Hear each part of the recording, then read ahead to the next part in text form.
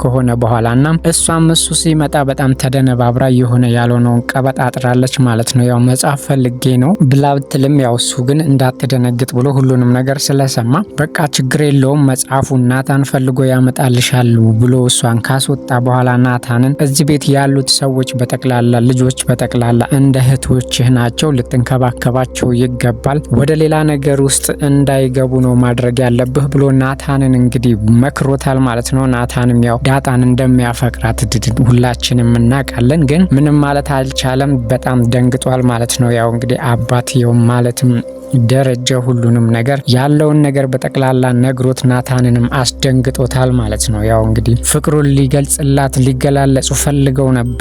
አሁን ላይ ደግሞ ደረጀ ናታንን ስላስጠነቀቀው ምናልባት ከዳጣ ይርቃል ብለን ልናስብ እንችላለን፣ ግን በፍጹም እንደዛ ሊያደርግ አይችልም። ምክንያቱም በጣም ነው የሚያፈቅራት። እንግዲህ ያው ከፍቅር ማንም የሚቀር ሰው የለም። እሷም አሁን ላይ ለሱ ስሜት ባይኖራትም ግን ያው ስለ አስተያየቱና አኳሁኑ በጠቅላላ እያማራት አይደለም ማለት ነው። ያው እንግዲህ ደረጀ ግን ናታንን ሁሉም እህቶች ናቸው፣ ልትጠብቃቸው ይገባል። በተለይ ደግሞ አሁን ላይ እኔ ወደ ኢሮፕ ሊሄድ ስለሆነ ልትንከባከባቸው ይገባል፣ በልብክ ውስጥ ሌላ ነገር እንዳይፈጠር ብሎ አስጠንቅቆታል ማለት ነው። አቢጌልም እንግዲህ የደረጀን ማለትም የአባቷን መሄድ ጠብቃ ናታንን ሌላ ነገር ውስጥ እንዲገባ ልታረገው ፈልጋ ነበረ። እሱ ግን ለሷ ምንም ደጋግሞ ቢነግራትም የማትሰማ ሰው ስለሆነች በጣም አሁን ላይ አባቴ ወደ ኢሮፕ ሊሄድ ስለሆነ እኔ እናንተ ዘና ፈታ ማለት አለብን፣ ሄደን መዝናናት አለብን ብለው እርፍ ብላለች ማለት ነው። ያው እሷ እንግዲህ በጣም ስለምትወደውና ስለምታፈቅረው የእሷ ስሜት እሱ ጋር ያለ ስለሚመስላት ሁሉንም ነገር በራሷ ትወስንና እንዲህ ማድረግ አለብን ትላለች። እሱ ደግሞ በጣም ነው የሚጠላት ከነ ምንም እዛ ቤት ውስጥ እንደው መኖር ስላለበት ነው እንጂ እሱ ለአቢጌል ምንም ቅንጣት ያህል ስሜትም የለውም። እንደውም በቃ እዛ ቤተሰብ ውስጥ ካሉት በጠቅላላ የሚጠላውና ማትመቸው ሰው እሷ ነች። እሷ ደግሞ ምንም ነገር በቃ ልትፋታው አልቻለችም። ሁሉንም ነገር እያበለሻሸችበት ነው ማለት ነው። እንግዲህ ኩሩፍቱ ሄደን ዘና ማለት አለብን ብለዋለች። እሱ ግን በፍጹም ይሄ ነገር አይሆንም፣ ደጋግሜም ነግሬሻለሁ ቢላት ለምንድን ነው የማይሆነው? እኔ ጥሩ ሴት እንደሆን ትፈልጋለሁ ወይ ብላም ጠይቀው እሱ እንግዲህ ጥሩ ሴት ለሱ ምን አይነት ሴት እንደሆነች እንቅጭ አድርጎ ነግሯታል። መልካምና ተንኮል የሌለባት በጣም ጨዋና ሁሉንም ሰው አክባሪ ነች ብሏታል። እሷ ደግሞ እንደዚህ አይነት ስብዕና በተአምር የላትም። ላምጣም ላድርግም ብትልም የማይሆን ነገር ነው። በጣም ቀናተኛና መጥፎም ስለሆነች ያው ተፈጥሮዋ ነው። እሱ እንደማይወዳትም እያወቀች አሁን ድረስ ግን ከሷ አልላቀቅ ብለዋለች ማለት ነው። እሱ ግን ለሷ ምንም አይነት ስሜት የለውም። እንግዲህ ያቀረበችለትንም ግብዣ አልቀበልም አልፈልግም ብሏታል ማለት ነው። እንግዲህ እንደዚህ ይበላት እንጂ እሷ መቼም ያው እነሱን መጥፎ ለማስባል የማታረገው ነገር የላትም። አሁን ላይ ደግሞ እንደገና የዳጣን ስልክ አግኝታ ማለትም የዳጣ ስልክ ውሃ ጋር ነበረ። ውሃ ልትጫወትበት ወስዳው ነበረ። የእሷን ፓስወርድ ከከፈተች በኋላ ሁሉንም ነገር እንደ ፍቅረኛ ማለትም እንደሚወዳትና እያደረገች እየጻፈች እንግዲህ ዳጣን ሌላ ችግር ውስጥ ጨምራታለች ማለት ነው። ናታንም እንግዲህ ዳጣ ትሆናለች ብሎ ስላሰበ ልብ ውስጥ ያለውን ነገር በሙሉ በቴክስት አፍርጥርጦታል። እሱም እሷ የጻፈችለት መስሎት እንግዲህ በቃ ሁሉንም ነገር ተናግሯል ማለት እንደዚህ እያደረገች የነበረችው አቢጌል ነች። እንግዲህ እዚህ ጋር በአንጻሩ እንግዲህ ምን ልታረግ እንደፈለገች ባይገባንም ግን ዞራ ራሷን ነው የምትጎዳው ማለት ነው። ምክንያቱም ናታን ዳጣን በትክክል እንደሚወዳትና እንደሚያፈቅራት አሁን ላይ አውቃለች ማለት ነው። ምንም ቢሆንም ራሷን መጉዳቷ የማይቀር ነው። ሌላ ሰው ጎዳለው ብላ ራሷን እየጎዳች ነው ያለችው ማለት ነው። የናታን ስሜት በፊትም ትጠራጠራለች፣ አሁን ግን በቃ እርግጠኛ ሆኖላታል። ግን እሷ አሁን እዚህ ጋር ልታረግ ያሰበችው ያንን ቴክስት ራሷ ከጻፈች በኋላ ለአባትየውና ለእናትየው ልታሳይ ነበር የፈለገችው። ያው እንግዲህ እንደዛም አድርጋዋለች ማለት ነው። ያው ዳጣ ለናታን የጻፈችለትን ማየት አለብሽ ብላ ለእናትየዋ እያሳየቻት ነው ማለት ነው። እንግዲህ እናትየዋም አሁን እዚህ ጋር እሷ ነች የጻፈችው ብላ ልታምን ትችላለች። ግን እዚህ ጋር አሁን ደግሞ ናታን ሁሉንም ነገር ስላወቀ በፍጹም ዳጣ እንዳልጻፈችው ስላወቀ ምናልባት ነገሩን እሷ እንዳሰበችው ላይሆን ይችላል ማለት ነው። ምክንያቱም ጽፏል።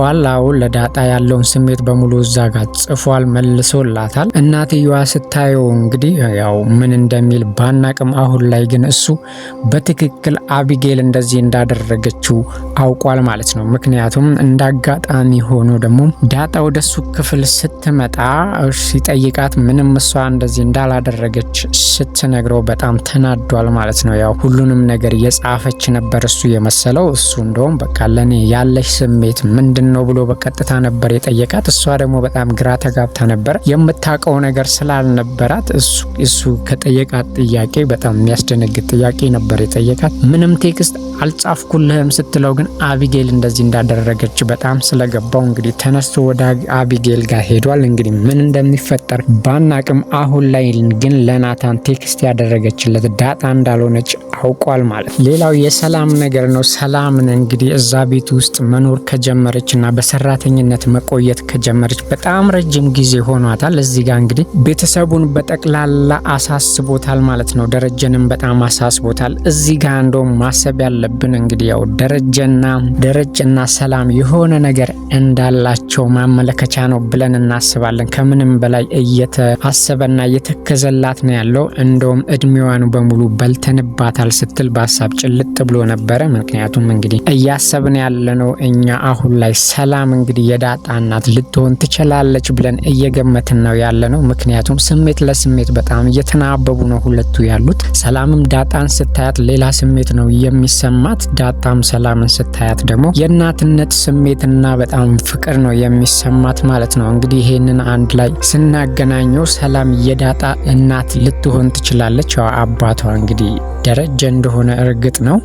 ስለዚህ አሁን እነሱ የሰላምን ህይወት ለማስተካከልና ከዛ ቤት ወጥታ የራሷን ህይወት የራሷን ኑሮ እንድትኖርም እያሰቡላት ነው ያለችው ማለት ነው። ያው ደረጀም እንግዲህ በጣም አሳስቦታል። የእሷ ነገር በጣም ስለከነከነው ከቤት ወጥታ የራሷን ህይወት እንድትጀምር ማርታም ብትነግራትም እሷ ግን መውጣት አልፈልግም እዚሁ ነው መኖር የምፈልገው ብላለች። ማርታም እንግዲህ በህይወቷ ተስፋ እንደቆረጠችና ከእንግዲህ በኋላ ምንም አይፈጠርም ብላ እንዳሰበች ገምታለች ማለት ነው። እንግዲህ ከዚህ ቤት አስወጥተው የራሷን ኑሮ እንድትኖር ካደረጓት ሰላም ምናልባት ወደፊት አሪፍና ደስ የሚል ህይወት ሊኖራት ይችላል ማለት ነው። ያው እንግዲህ ረጅም አመታት እዛ ቤት ውስጥ ቆይታለች።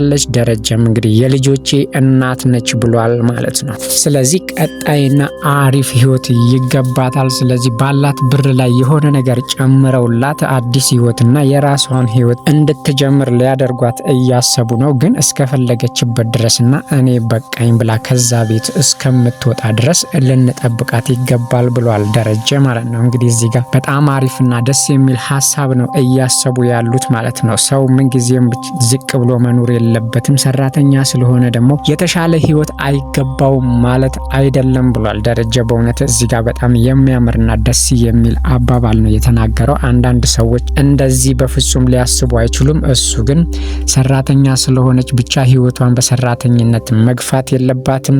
ባላት ነገር ላይ የሆነ ነገር ጨምረን የሷም ህይወት የተሻለ ማድረግ የኛ ኃላፊነት ነው ብሏል ማለት ነው ደረጃ። እንግዲህ በአባባሉ ያው ሁሉም የሚስማማበት ነው የሚሆነው ማለት ነው።